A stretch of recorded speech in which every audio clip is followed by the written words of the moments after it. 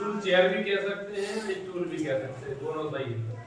ठीक है, अब हम पढ़ने वाले हैं प्रीपोजिशन। क्या पढ़ेंगे? प्रीपोजिशन।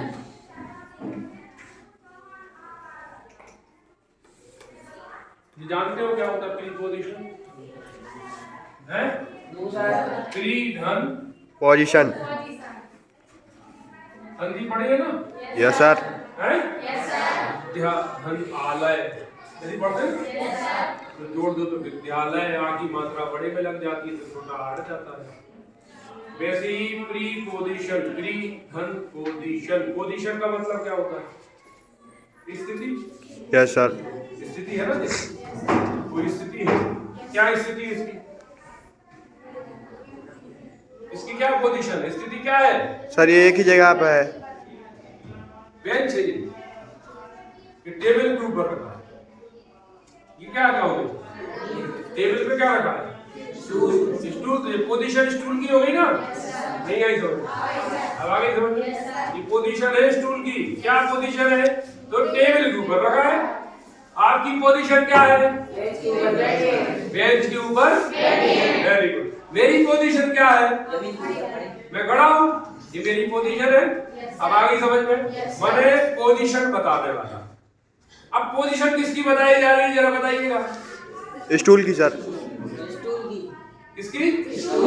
स्टूल की। और किसकी बता रहे हैं? स्टूल के साथ स्टूल की पोजीशन किसके साथ तैयार कर रहे हैं? भाई स्टूल किसके साथ संबंध बना रहा है? ब्रेंच। ये संबंध नहीं बन रहा। हमारे पास स्टूल का संबंध किससे है? क्लियर है? अब हम अंग्रेजी की बात करें तो स्टूल को अंग्रेजी में किस श्रेणी में डालोगे? स्टूल को कौन सी श्रेणी में डाला जाएगा? मतलब संज्ञा है कि सर्वनाम है कि विशेषण है? क्या है? संज्ञा। नाउन। स्टूल क्या है? नाउन। मैं कॉन्सेप्ट क्लियर कर रहा हूँ आपका। मैं अभी ऐसे सीधा पढ़ा हुआ। मैं चाहता हूँ आपकी तरफ से आए, जो आपको समझ में आ रहा है वो बोलिए। स्टूल को क्या है? ये क्या है? ये वेरी गुड। स्टूल को आपने बताया संज्ञा, अंग्रेजी में बोले तो नाउन। वेरी गुड, क्या बात है। एक तो क्लास थी मजेदार। अब ये कहाँ पे रखा है? ब्रेंच। टेबल क्या है? टेबल क्या है? संज्ञा। संज्ञा। Very good. टेबल भी संज्ञा है। Very good. इसका मतलब ये भी संज्ञा और ये भी संज्ञा, और इन दोनों के बीच में रिलेशन बन रहा है। बन रहा है ना? प्रीपोजिशन, पहले की स्थिति, पूर्व की स्थिति। टेबल की पूर्व की स्थिति क्या? स्टूल की पूर्व की स्थिति क्या? इन दोनों की स्थिति बन रही है ना? अब इन दोनों की जो स्थिति बन रही है तो दोनों संज्ञा है, सही है ना? इसका मतलब क्या समझ आया कि प्रीपोजिशन जो होता है वो संज्ञाओं के संबंध को बताता है। ये होगा ना? संज्ञा या सर्वनाम। स्टूल की जगह हम इट भी बोल सकते हैं, मोनू की जगह ही बोल सकते हैं, राधा की जगह सी बोल सकते हैं। ऐसे होगा ना?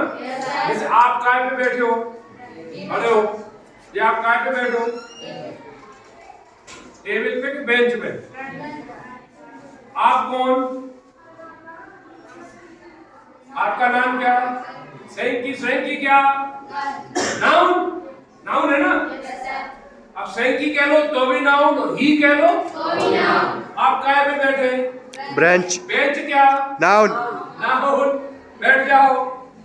अब किसका संबंध बना इनका? बेंच और सैंकी का संबंध है कि नहीं है? Yes sir. इसका मतलब ये हुआ कि प्रीपोजिशन में संज्ञा और सर्वनाम के रिलेशन को बताया जाता है। अब तो क्लियर हो गया? Yes sir. रटने तो नहीं पड़ा? क्लियर है ना? संज्ञा या सर्वनाम के संबंध को बताने वाला शब्द प्रीपोजिशन कहलाता है। क्या कहलाता है? प्रीपोजिशन। इस पे कोई जाऊं? No sir. अब मैं आपसे कहता हूं इन दोनों का एक सेंटेंस बनाओ हिंदी में। कैसे बनाओगे? खड़े हो गए, खड़े हो गए। वेरी गुड, क्या बात है। टेबल के ऊपर क्या है? स्टूल रखा, ऐसे बोलेंगे ना? Very good. अब इन दोनों का संबंध काय से बन रहा है? कौन से शब्द से बन रहा है? ये तो संज्ञा है, ये भी संज्ञा है। इन दोनों का रिश्ता किस शब्द से बन रहा है इसमें? सर रखे होने सर। काय से बन रहा है? अब मैंने ये हटाया, अब पढ़ के देखो क्या होगा। टेबल के स्टूल रखा, बन रहा है कोई संबंध? नहीं बन रहा ना? इसका मतलब संबंध काय से बना? हाँ, और ऊपर को अंग्रेजी में क्या कहते? आप। खड़े होकर बोलो, क्या बोलते? ये इसको क्या बोलेंगे फिर? ये ऑन है ना? इसका अंग्रेजी में कौन सी श्रेणी बनी? प्रीपोजिशन। क्या बनी? प्रीपोजिशन। ये नाउन, इन दोनों नाउन को किसने जोड़ा? ऑन क्या? ऑन क्या है? अब आगे बात समझ। और अगर ऊपर नहीं